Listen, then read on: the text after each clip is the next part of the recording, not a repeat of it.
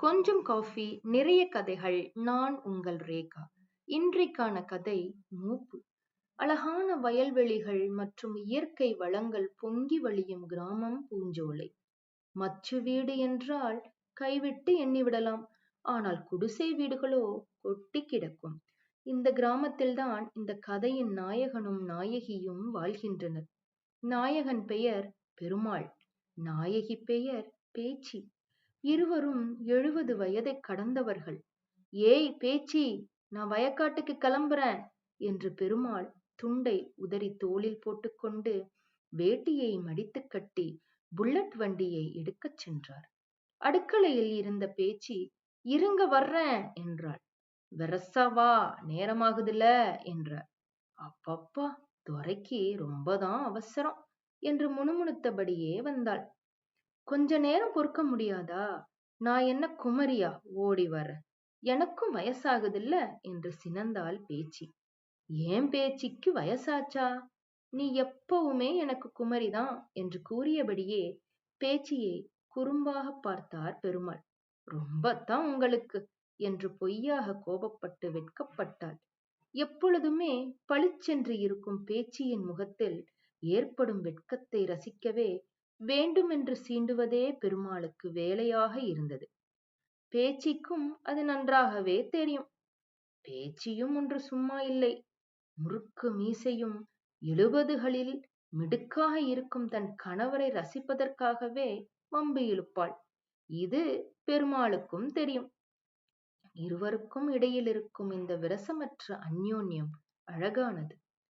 பெருமாள் புல்லட்டில் ஏறிய பின் திரும்பி பேச்சியை பார்க்கும் ஒரு பார்வைக்காகவே தினமும் வாசல் வரை சென்று கணவனை வழியனுப்புவாள் பேச்சி. அக்கிராமத்தில் இருவுக்கும் அனைத்து இளவட்ட ஜோடிகளுக்கும் இவர்களது அந்யோன்யம் மிகவும் பரிச்சயம். இவர்களுக்கு 2 மகன்கள். இருவருக்கும் திருமணமாகி வெளியூர்களில் குடித்தனம் செய்கின்றனர். மகன்கள் சிறு வயதிலிருந்தே தந்தையும் தாயும் ஒருவர் மீது ஒருவர் வைத்திருக்கும் அன்பை பார்த்தே வளர்ந்தனர். அதனால் என்னவோ அவர்களது மனைவிகளை அன்போடும் காதலோடும் பார்த்து கொண்டனர். இருப்பினும் 2 மருமகள்களும் தங்கள் கணவன்மார்களிடம் மாமா அத்தை மீது காட்டுற அந்யோன்ய அளவுக்கு அவர்கள் தங்களிடம் காட்டுவதில்லை என்று குறைபட்டுக் கொள்வர். விடுமுறை நாட்களில் மகன்களும் மருமகள்களும் பேரன் பேத்தியோடு வந்துவிட்டால் பெருமாளையும் பேச்சியையும் கையிலேயே பிடிக்க முடியாது. அவர்களுக்கு சேவகம் செய்து மகிழ்ந்து போவர். பேரன் பேத்திகளை புல்லட்டில் வைத்துக்கொண்டு ஊர்வலமாக போவார் பெருமாள். மருமகள்களை ஓய்வெடுக்கச் சொல்லிவிட்டு அடுக்களையே கதி என்று வகை வகையாக சமைத்து தருவாள் பேச்சி. மகன்கள் இருவரும் தந்தையுடன் வயக்காடு சென்று விடுவர். பெருமாளுக்கும் பேச்சிக்கும் மகன்கள் தங்களது மனைவி மற்றும் குழந்தைகளோடு அவர்களது இல்லத்தில் இருக்கும் நாட்களே திருவிழா நாட்களாகும். அவர்கள் சென்ற பின் வீடே வெறுமையாக தோன்றும் இருவருக்கும். ஓரிரு நாட்களில் மனதை தேற்றிக்கொண்டு பழையபடி தங்களது வேலைகளில் ஈடுபட்டு விடுவர். இப்படி இருக்கும் பெருமாள் பேச்சுக்கிடையே சண்டையே வராதா என்று எண்ணி விடாதீர்கள். கல்யாணமான புதிதிலும் சரி, இப்பையும் சரி, இருவருக்கும் இடையே வாக்குவாதங்கள் சண்டைகள் வரத்தான் செய்யும். கோபித்துக் கொண்டு பேச விட மாட்டார்கள். ஆனால் அது அனைத்தும் நிலைப்படிக்குள்ளேயே இருக்கும், தாண்டாது. ஒரு நாள் கோபித்துக் கொண்டு பெருமாள் வெளியே சென்று விட்டார். நேரம் ஆக ஆக பேச்சிக்கு பயம் வந்துவிட்டது. வாசலிலேயே காத்து கிடந்தாள். பெருமாளின் புல்லட் சத்தம் கேட்டவுடன் உள்புறம் சென்று கொண்டாள். உள்ளே வந்த பெருமாள் பேச்சியை கண்களால் தேடினார். தென்படவில்லை. வீட்டின் அனைத்து இடங்களிலும் தேடினார். காணவில்லை. பயம் வந்துவிட்டது. பேச்சி, பேச்சி என்று கூப்பிட்டார். பதில் இல்லை. பயம் கொண்டார். திடீரென்று கொலுசு சத்தம் கேட்டு திரும்பினார். பேச்சிதான் என்று உறுதி கொண்டார். ஏய், எங்க போன என்று கோபப்பட்டார். அத நான் கேட்கணும் என்றார்.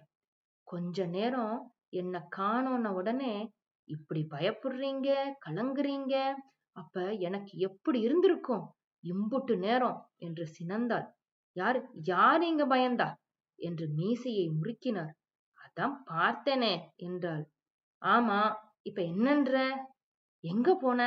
எனக்கு உசுரே போச்சு என்றார் பெருமாள். எனக்கும் தான். உங்களுக்காவது கொஞ்ச நேரம்தான், எனக்கு ரொம்ப நேரமா என்று விம்மினாள். பதறிப்போன பெருமாள், இனிமேல் இப்படி நடக்காது. கோவப்பட்டாலும் வீட்டுக்குள்ளேயே வேற ஏதாவது ஒரு அறையில இருந்துக்கிறேன், சரியா என்றார். குபீர் என்று பேச்சு சிரித்து விட்டார். இவ்வாறே தங்களுக்குள்ளேயே பிரச்சனைகளை முடித்து விடுவர். தொடர விட மாட்டார்கள். பெருமாள் பேச்சியை புல்லட்டில் கூட்டிச் செல்ல விரும்புவார். பேச்சிக்கும் அந்த பயணம் மிகவும் பிடிக்கும். கோயிலுக்கு கூட்டிச் செல்வார். இருவரும் மனமுருக சாமியை கும்பிட்டுவிட்டு பிரகாரத்தில் அமர்ந்து பழங்கதைகள் பேசுவர். வாழ்க்கையை ரசித்து வாழ்ந்தனர். வலுவிழந்த பற்களுடைய பேச்சிக்கு முறுக்கு வாங்கி கொண்டு வந்து சீண்டுவார்.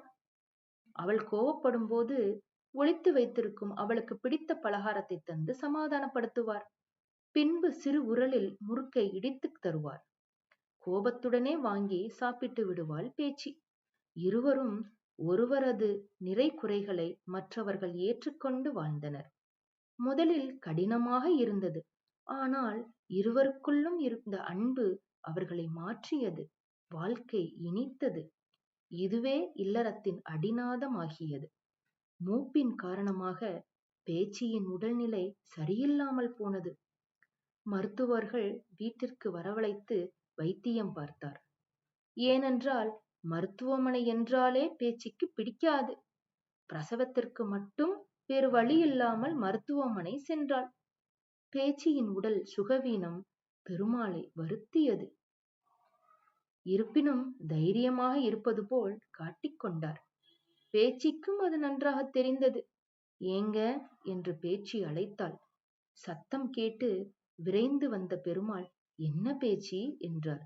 கவலைப்படாதீங்க, எனக்கு உடல்நல சரியாயிடும், நீங்க பயப்படாம இருங்க என்றாள்.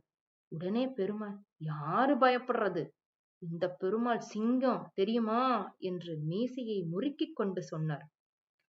அதான் பார்த்தனே, 2 நாளா மீச தொங்கிதான் கிடந்துச்சு.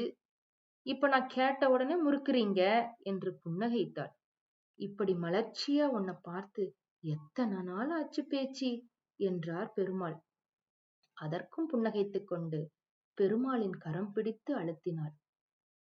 முதலாக பெருமாள் கண்கலங்கி பார்த்தார் பேச்சி. என்னங்க இது என்று தேற்றினாள். பெருமாள் என்று முறையாக கணவரை பெயர் சொல்லி அழைத்தாள் பேச்சி. ஒரு நிமிடம் ஸ்தம்பித்து விட்டார் பெருமாள். பின்னர் என்ன என்று பேச்சியிடம் வினவினார். பெயர் சொல்லி கூப்பிட்டது கோவமா என்று கேட்டாள். இல்லை என்று தலையசைத்தார். என் பெருமாள் எப்பயுமே மிடுக்கா மீசைய முறுக்கிட்டுத்தான் இருக்கணும் என்று பெருமாள் கைப்பிடித்துக் கொண்டே கூறினாள். மௌனமாய் பேச்சியும் பெருமாளும் ஒருவரை ஒருவர் பார்த்து கொண்டனர். திடீரென்று பேச்சியிடம் எந்த சலனமும் இல்லை. பேச்சி புன்னகைத்தவாறே தன்னை விட்டு சென்று விட்டாள் என்று பெருமாள் புரிந்து கொண்டார். செய்தி அறிந்த அனைவரும் நிலைகுலைந்து போயினர். மகன்கள் மருமகள்கள் அழுது புரண்டனர். பெருமாள் துக்கத்தை தனக்குள்ளேயே அடைத்து வைத்துக் கொண்டு பேச்சியை பார்த்தவாறே அமர்ந்திருந்தார். கண்கலங்கவில்லை. அனைவருக்கும் அதிசயமாயிற்று. மகன்களுக்கு தெரியும் தங்களது தாய் தந்தையின் அந்யோன்யம் பற்றி. அப்படி இருக்க பெருமாள் இப்படி இருப்பதைக் கண்டு பயந்து விட்டனர். தந்தையிடம் மெதுவாக பேச்சு கொடுத்தனர். ஒரே பதில் பெருமாளிடமிருந்து, என் பேச்சுக்கு நான் அழுதா பிடிக்காது. காரியம் முடிந்த பின்பு ஒருவர் பின் ஒருவராக சென்றனர். மகன்கள் பலவாறு கூப்பிட்டும் பெருமாள் பூஞ்சோலையை விட்டு வர மறுத்து விட்டார். கல்யாணமான புதிதில் தம்பியரிடையே அன்பு இருப்பது வேறு. ஆனால் மூப்படைந்த பிறகு இருப்பதுதான் உண்மையான அன்பு. இக்காலகட்டத்தில் சிறு சிறு பிரச்சனைகளுக்கே சண்டை போட்டுக் கொள்ளும் தம்பதியருக்கு பெருமாள் பேச்சு வாழ்ந்த மற்றும் வாழும் வாழ்க்கை ஒரு உதாரணமாகும். இன்று வயக்காட்டிற்கு செல்ல புல்லட்டில் ஏறிய பின்பு பெருமாள் திரும்பி பேச்சியை பார்த்தார். பேச்சி பெருமாளை பார்த்து அன்புடன் புன்னகைப்பார் புகைப்படமாக. இது போன்று நிறைய கதைகளுடன் இன்னும் வரப்போரும் பாகங்களில் உங்களை நான் மீண்டும் சந்திக்கிறேன்.